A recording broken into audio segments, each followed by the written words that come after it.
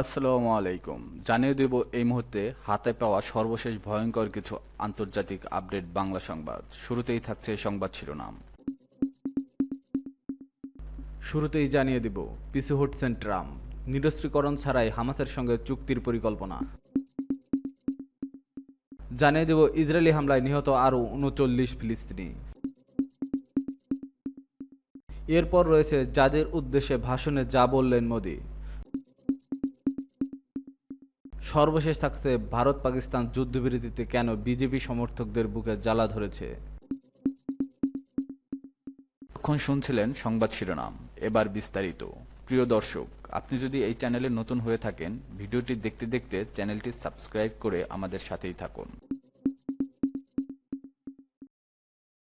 পিছু হটছেন ট্রাম্প, নিরস্ত্রীকরণ ছাড়াই হামাসের সঙ্গে চুক্তির পরিকল্পনা। ফিলিস্তিনের গাজার স্থায়ী যুদ্ধবিরতিতে পৌঁছানোর জন্য হামাসের নিরস্ত্রীকরণের দাবি প্রত্যাহারের কথা বিবেচনা করছেন যুক্তরাষ্ট্র। যদিও এতদিন যুদ্ধবিরতির শর্ত হিসেবে হামাসকে অস্ত্র সমর্পণের জন্য চাপ দেওয়া হচ্ছিল, তবে হামাস এ ব্যাপারে নমনীয় না হওয়ায় নতুন চিন্তা করছে ট্রাম্পের প্রশাসন।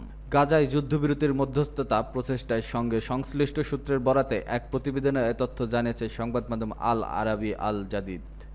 গণমাধ্যমটির বরাত দিয়ে মিডল ইস্ট মনিটর এক প্রতিবেদনে বলেছে, আরব এ মিশর সূত্র জানিয়েছে মার্কিন সরকার যুদ্ধবিরতি চুক্তিতে পৌঁছানোর পূর্ব শর্ত হিসেবে ফিলিস্তিনি প্রতিরোধ গোষ্ঠী হামাসের নিরস্ত্রীকরণের দীর্ঘদিনের দাবি প্রত্যাখ্যান করতে প্রস্তুত। সূত্রগুলো জানিয়েছে, আলোচনায় জড়িত ট্রাম্প প্রশাসনের প্রতিনিধিরা মিশরীয় কর্মকর্তাদের সঙ্গে আলোচনায় আগ্রহ প্রকাশ করছেন। হামাসের প্রাথমিক নিরস্ত্রীকরণের বক্তব্য ছেড়ে মার্কিন সরকারের একযোগে সব ইসরায়েলি জিম্মিদের মুক্তির জন্য একটি চুক্তিতে পৌঁছানোর চেষ্টা বলে জানানো গেছে।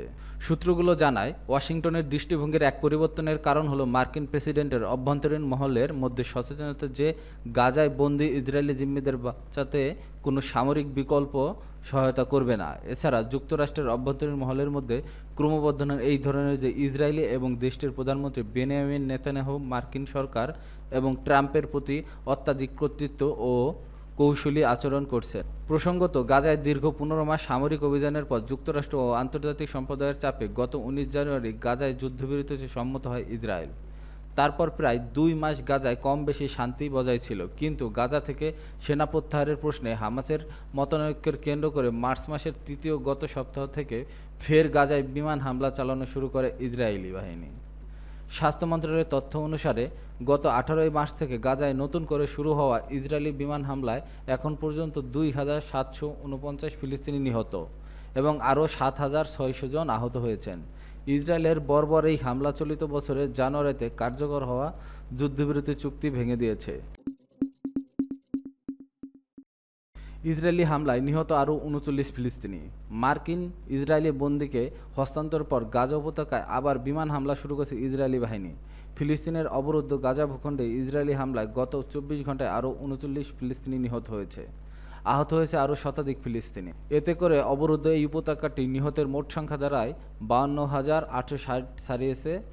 মঙ্গলবার এক প্রতিবেদনে তথ্য জানিয়েছে আল জাজিরা। আল জাজিরা বলছে, ইসরায়েলি বাহিনী গাজায় বোমাবর্ষণে অব্যাহত রেখেছে এবং সোমবার বর্বর হামলায় উপত্যকা জুড়ে প্রায় ৩৯ জন নিহত হয়েছে। আনাদোলুর প্রতিবেদনে বলা হয়েছে, ২০২৩ সালের অক্টোবর থেকে ইসরায়েলের গণহত্যামূলক যুদ্ধ নিহত ফিলিস্তিনির সংখ্যা বেড়ে ৫২,৮৬২ জনে পৌঁছে গেছে বলে সোমবার স্বাস্থ্য মন্ত্রণালয় জানায়। মন্ত্রণালয়ের এক বিবৃতিতে বলা হয়েছে, গত ২৪ ঘন্টায় গাজায় ইসরায়েলি আরও ৯৪ জন আহত হয়েছেন, যার ফলে ইসরায়েলি আক্রমণে আহতের সংখ্যা বেড়ে দাঁড়ায় ১,১৯,৬৪৮ জনে দাঁড়িয়েছে। অনেক মানুষ এখনও ধ্বংসস্তূপের নিচে এবং রাস্তায় পড়ে থাকলেও উদ্ধারকারীরা তাদের কাছে পৌঁছতে পারেননি। দীর্ঘ ১৫ মাস সামরিক অভিযানের পর যুক্তরাষ্ট্র ও আন্তর্জাতিক সম্প্রদায়ের চাপে গত ১৯ জানুয়ারি গাজায় যুদ্ধবিরতিতে সম্মত হয় ইসরায়েল। তারপর প্রায় ২ মাস গাজায় কম বেশি শান্তি বজায় ছিল, কিন্তু গাজা থেকে সেনা প্রত্যাহারের প্রশ্নে হামাসের মতানৈক্যের কেন্দ্র করে মার্চ মাসের তৃতীয় গত সপ্তাহ থেকে ফের গাজায় বিমান হামলা শুরু করে ইসরায়েল বাহিনী। স্বাস্থ্য মন্ত্রণালয়ের তথ্য অনুসারে গত ১৮ মার্চ থেকে গাজায় নতুন করে শুরু হওয়া ইসরায়েলি বিমান হামলায় এখন পর্যন্ত ২,৭৪৯ ফিলিস্তিনি নিহত এবং আরও ৭,৬০০ জন আহত হয়েছেন। ইসরায়েলের বর্বর এই হামলা চলিত বছরের জানুয়ারিতে কার্যকর হওয়ার যুদ্ধবিরতি চুক্তি ভেঙে দিয়েছে। জাতিসংঘের মতে, ইসরায়েলের বর্বর আক্রমণের কারণে গাজায় প্রায় ৮৫% ফিলিস্তিনি বাস্তুচ্যুত হয়েছিলেন। এছাড়াও অবরুদ্ধ এই ভূখণ্ডের অধিকাংশ অবকাঠামো ক্ষতিগ্রস্ত এবং ধ্বংস হয়ে গেছে। এর আগে গত বছরের নভেম্বরে আন্তর্জাতিক অপরাধ আদালত গাজায় যুদ্ধ অপরাধ ও মানবতা বিরোধী অপরাধের জন্য ইসরায়েলি প্রধানমন্ত্রী বেনিয়ামিন নেতানিয়াহুর এবং তার সাবেক প্রতিরক্ষা মন্ত্রী ইয়োব গ্যালান্টের বিরুদ্ধে গ্রেপ্তারি পরোয়ানা জারি করে। অবরুদ্ধ এই ভূখণ্ডে আগ্রাসনের জন্য আন্তর্জাতিক বিচার আদালতে গণহত্যার মামলায় মুখোমুখি হয়েছে ইসরায়েল। জাতির উদ্দেশ্যে ভাষণে যা বললেন মোদি। কাশ্মীরের পেহেলগামে বন্দুকধারীদের হামলার পর পাকিস্তানের সঙ্গে সাম্প্রতিক যুদ্ধ ঘিরে প্রথমবার জাতির উদ্দেশ্যে ভাষণ দিলেন ভারতের প্রধানমন্ত্রী মোদি। সোমবার স্থানীয় রাত ৮টার দিকে দেওয়া ভাষণে শুরুতে তিনি পেহেলগাম হামলার ঘটনায় দেশটির সশস্ত্র বাহিনী ও তাদের অভিযানের প্রশংসা করেছেন। মোদি বলেছেন, একজন নারীর সিঁদুর মুছে ফেলার মূল কতটা চড়া হতে পারে তা সশস্ত্র বাহিনীর পদক্ষেপে নিশ্চিত হয়েছে। এছাড়া কোনো ধরনের পারমাণবিক ব্ল্যাকমেইল সহ্য করবে না বলেও হুমকি দিয়েছেন তিনি। Times of India. মোদি বলেন, আর সন্ত্রাসবাদীদের চোখ রাঙানি সহ্য করবে না ভারত। পাকিস্তানকে যদি বাঁচতে হয় ওদের সন্ত্রাস পরিকাঠামো নির্মূল করতে হবে। টেরর ও টক একসঙ্গে চলতে পারে না। পানি এবং রক্ত একই সঙ্গে বইতে পারে না। তিনি আরও বলেন, বিশ্বে বড় বড় সন্ত্রাসবাদী হামলা একই সুতায় বাঁধা। তাই ভারতের হামলায় সন্ত্রাসবাদের হেডকোয়ার্টার ভেঙে দেওয়া হয়েছে। পাকিস্তান হতাশ, ওরা নিরাশায়। এই অবস্থায় ওরা আরও একটি ভুল করেছে, ভারতের সঙ্গ দেওয়ার বদলে ভারতের উপরেই হামলা করলো। ৩ দিনে পাকিস্তানকে যা করা হয়েছে যা ওরা ভাবতেই পারেনি। এখন তার বাঁচার রাস্তা খুঁজছে, দেশে দেশে ঘুরছে। খারাপভাবে হেরে যাওয়ার পর ১০ই মে পাকিস্তানি সেনা আমাদের ডিজিএমও দ্বারস্থ হন। তার আগে আমরা পাকিস্তানের মাটিতে থাকা সন্ত্রাসবাদীদের ঘাঁটি গুঁড়িয়ে দিয়েছি। এদিকে জিও নিউজের প্রতিবেদনে বলা হয়েছে, সোমবার সন্ধ্যায় মধ্যে টেলিফোন আলোচনা হয়েছে। পারমাণবিক শক্তিধারী দুই প্রতিবেশীর মধ্যে গত সপ্তাহে তীব্র সংঘর্ষ ও শনিবার যুদ্ধবিরতির ঘোষণার পর এটিই প্রথম সরাসরি যোগাযোগ। সংবাদ মাধ্যমটি জানিয়েছে, এ বিষয়ে এখন কোনো বিস্তারিত বিবৃতি দেয়নি পাকিস্তান, তবে তারা দুই পক্ষের শান্তি রক্ষায় আন্তঃসংশ্লিষ্ট যোগাযোগ চালিয়ে যাবে বলে নিশ্চিত করছে। এছাড়া পাকিস্তানের সঙ্গে সংঘাতে বন্ধে দেশের উত্তর ও পশ্চিমাঞ্চলের ৩২টি বিমানবন্দর খুলে দিয়েছে ভারত। এগুলোর মধ্যে শ্রীনগর, জম্মু, চণ্ডীগড়, অমৃতসর, জয়সলমীর, যোধপুর, জামনগর, ভুজসহ বহু গুরুত্বপূর্ণ বিমানবন্দর রয়েছে। সোমবার এই তথ্য জানিয়েছে ভারতের বেসামরিক বিমান পরিবহন মন্ত্রণালয়। সরকারের বিবৃতিতে বলা হয় যে ৩২টি বিমানবন্দরকে ১৫ মে পর্যন্ত বেসামরিক বিমান চলাচলের জন্য সাময়িকভাবে বন্ধ রাখা হয়েছিল। তারা যেন সংশ্লিষ্ট এয়ারলাইন্সের সঙ্গে কথা বলে বা ওয়েবসাইটে তাদের আপডেট দেখেই বিমানবন্দরে যান।